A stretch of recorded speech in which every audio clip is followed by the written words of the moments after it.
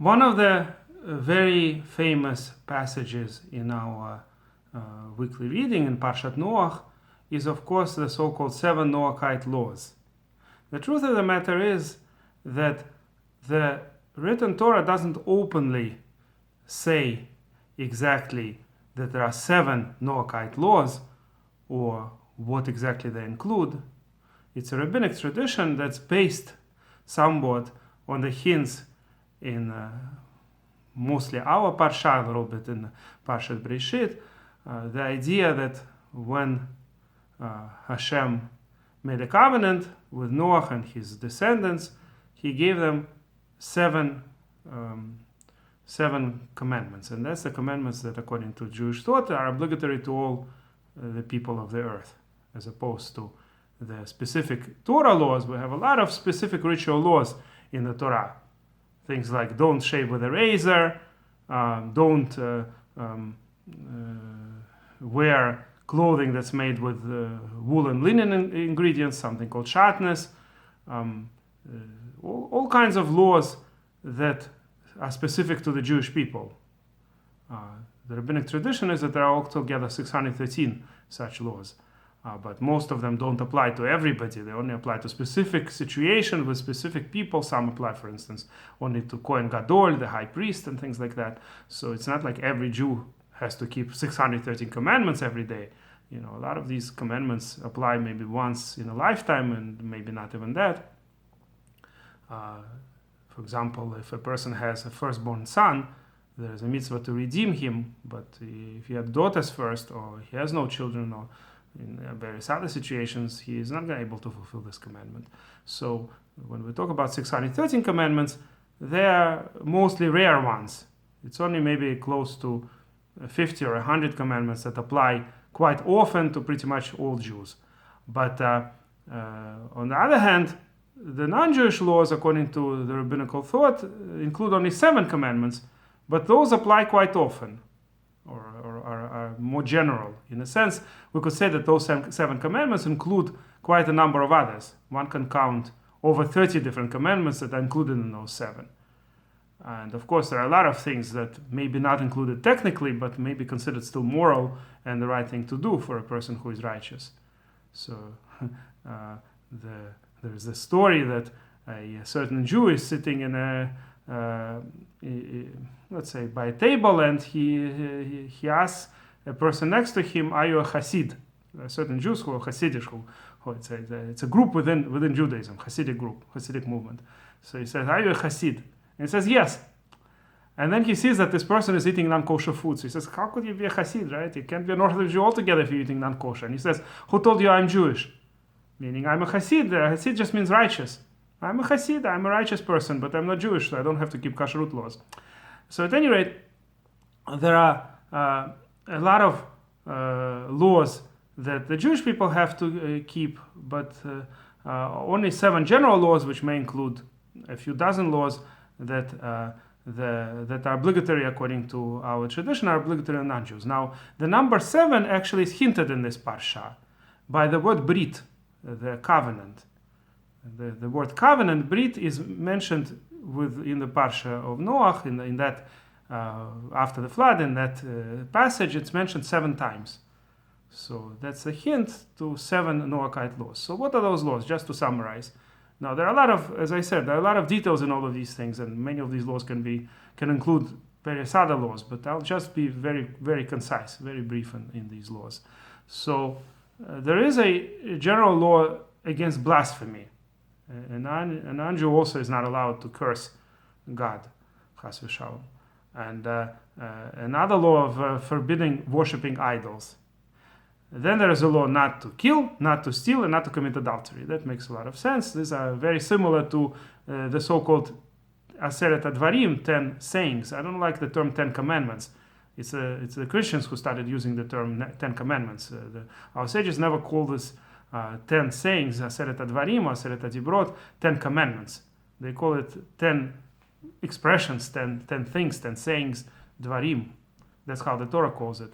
There are more than 10 commandments in there. But at any rate, what is included in those laws, a lot of them are similar, at least the second half or most of what was on the second tablet, right? Second luach, not to steal, not to kill, not to commit adultery. Also, there's one kashrut law for non-Jews, just one. The law is that even a non-Jew is not allowed to eat what's called ever min achai, something, a piece of meat that is from a live animal. Meaning there is no specific law of how a non-Jew has to slaughter the animals. There are all kinds of ways to kill an animal or get the meat, but the animal has to be killed. One cannot eat a piece of animal while the animal is still alive. That's probably the only ritual law among the 7 Noachite laws. The only ritual law here is this one. All the other ones seem to be something that makes sense and something that's needed for order of society. At last, there is a law that a non-Jew is also supposed to, or rather the society is supposed to have courts, supposed to have judgment. Meaning, according to Rambam, this is, notice, the only positive commandment. We usually divide the mitzvot into positive and negative commandments. Commandments that we have to do and commandments that forbid us from doing something. So all the other 6 out of 7 Noachite laws are all forbidding something. Forbidding to steal, forbidding to eat flesh of live animals. But with regards to the law of judging, it's the positive commandment. So the non-Jewish society also has to have the laws that create a society of law and order. So according to Rambam, it means that they have to guard in these laws that the rest of the 6 would be kept. Meaning the main purpose of societal law is that they make sure that, for instance, people don't steal, don't kill, things like that. But according to Ramban, Rabbi Moshe ben Nachman, the judgment includes all kinds of judgments. Of course, they don't have to follow the Jewish law in the Torah, things like what's in Parshat Mishpatim, the specific laws we have. But they have to have some kind of laws. Right? It's not only that stealing is forbidden, but what about if a person does damage to somebody else? He didn't steal anything, but let's say his car drove into somebody else's car and now there is need for repair. There has to be some kind of law, right? Any society that wants to function, they need to have some kind of law that supports reasonable and fair compensations for these types of things. So according to Ramban, all of that is included in the 7th Noachite law, the positive commandment to have judgment, meaning they have to have law and order in society. So that's the 7 mitzvot Bnei Noach, but they include a lot of other things. For instance, a Bnei Noach cannot marry his mother. Well, which commandment is that? Well, that's included in when I said adultery, it includes also other arayot. There is a discussion in the Talmud which exact relatives are not allowed to marry for non-Jews, for Gentiles.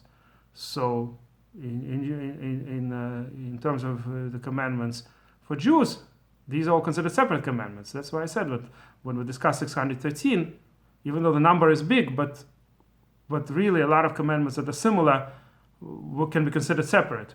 A person cannot marry his sister, have relations with his sister, cannot have relations with his mother, with his other close relatives, an aunt, and all kinds of. And these are all considered separate. But with non-Jews, there's just one commandment that includes all of that, forbidden relations. So it includes adultery, meaning somebody else's wife, and a number of other forbidden relations. So that's why I said that the 7 commandments include a bunch of others. And by the way, according to Rambam, there are also other commandments that are forbidden. There are other commandments besides those 7 prohibitions that apply to non-Jews. They're not included in the 7. For instance, is actually a ritual commandment according to Rambam. Not everybody agrees with this, but Rambam paskins that non-Jews cannot make hybrids.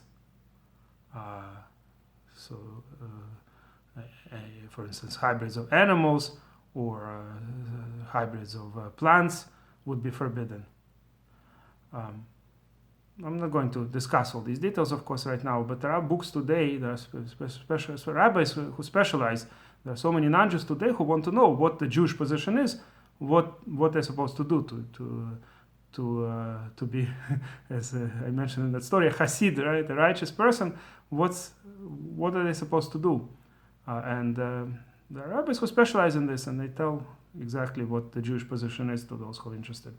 And generally, according to Rambam, there's a certain mitzvah to spread those Noachite laws among nations, and especially in the old times when there were a lot of barbaric nations and a lot of societies that were very unfair. So it was a good thing if there's a way to spread this knowledge and to get the various nations to accept the moral laws. That's a good thing for everybody. And on this I'm going to end for today, and as always, if you like this video, please press like and please subscribe to our channel.